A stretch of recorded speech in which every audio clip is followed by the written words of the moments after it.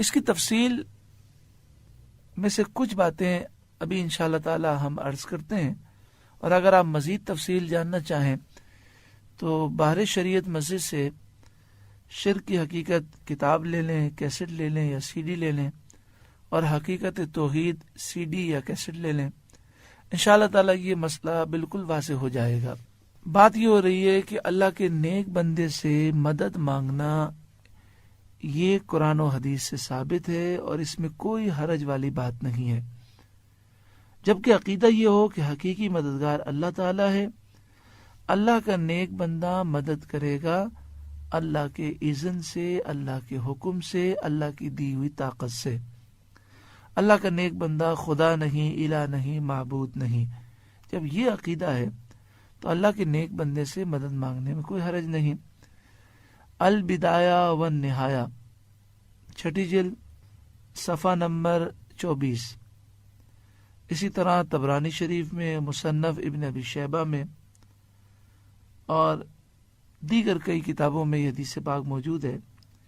پیارے آقا صلی اللہ علیہ وآلہ وسلم نے ارشاد فرمایا، اذا اضل احدکم شیئا، اگر کسی کی کوئی چیز گم ہو جائے، او اراد عونا، یا وہ کسی سے مدد مانگنا چاہتا ہو، وَهُوَ بِأَرْضٍ لَيْسَ بِهَا أَنِيسٌ، وہ ایسی جگہ پر ہو جہاں اس کا کوئی غمخوار، کوئی مددگار نہ ہو، فَلْيَقُلْ يَا عِبَادَ اللَّهِ أَعِينُونِي، تو اسے چاہیے کہ وہ کہے، اے اللہ کے بندو میری مدد کرو۔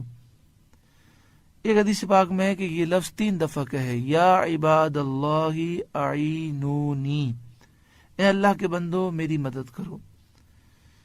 تو اس کی شرح میں محدثین نے یہ لکھا کہ رجال غیب ہوتے ہیں، یعنی ایسے اولیاء ہیں جن کی ڈیوٹی لگی ہے، جو اس طرح مدد مانگنے والے کی مدد کرتے ہیں اللہ کے اذن سے۔ دیکھیں، روزی دینے والا اللہ تعالیٰ ہے، لیکن فرشتے روزی دیتے ہیں، یہ سب کا عقیدہ ہے، وہ اللہ کے اذن سے دیتے ہیں۔ بارش برساتے ہیں، بادلوں کو چلاتے ہیں، زندگی دیتے ہیں، موت دیتے ہیں، روح ڈالتے ہیں، روح نکالتے ہیں، تو فرشتے یہ سارے کام اللہ کے اذن سے کرتے ہیں۔ حقیقی کرنے والا اللہ تعالیٰ ہے۔ بہجت الاسرار، صفحہ نمبر 102، یہ وہ کتاب ہے کہ جس میں حضور غوث اعظم رضی اللہ تعالیٰ عنہ کے فرمان اور آپ کی سیرت سند کے ساتھ بیان کی گئی، اور اس میں مصنف اور حضور غوث اعظم کے درمیان یا تو 3 راوی ہیں یا 4 راوی ہیں، اور ہر راوی اتنا ثقہ ہے کہ جس طرح بخاری شریف اور مسلم شریف میں حدیثوں میں امام بخاری اور امام مسلم نے احتیاط کی ہے، اسی طرح بہجت الاسرار کے مصنف نے جن راویوں سے حضور غوث اعظم کے فرمان بیان کیے ہیں، ہر راوی مستند اور ثقہ ہے۔ تو بہجت الاسرار میں لکھا کہ حضور غوث اعظم فرماتے ہیں، من استغاث بی فی کربۃ کشفت عنہ، جو کسی مصیبت میں مجھے مدد کے لیے پکارے تو اللہ تعالیٰ اس کی مشکل کو دور کر دیتا ہے۔ ومن نادانی بسمی فی شدت فرجت عنہ، جو کسی پریشانی میں میرے نام کو پکارے تو اللہ تعالیٰ اس کی اس پریشانی کو دور کر دیتا ہے۔ اب دیکھیں، غوث پاک فرماتے ہیں مصیبت میں جو مجھ سے مدد مانگے اللہ اس کی مصیبت کو دور کر دیتا ہے۔ کیا مانا؟ حقیقی طور پر مصیبت دور کرنے والا اللہ تعالیٰ ہے، اور غوث اعظم کو پکارنا در حقیقت انہیں وسیلہ بنانا ہے۔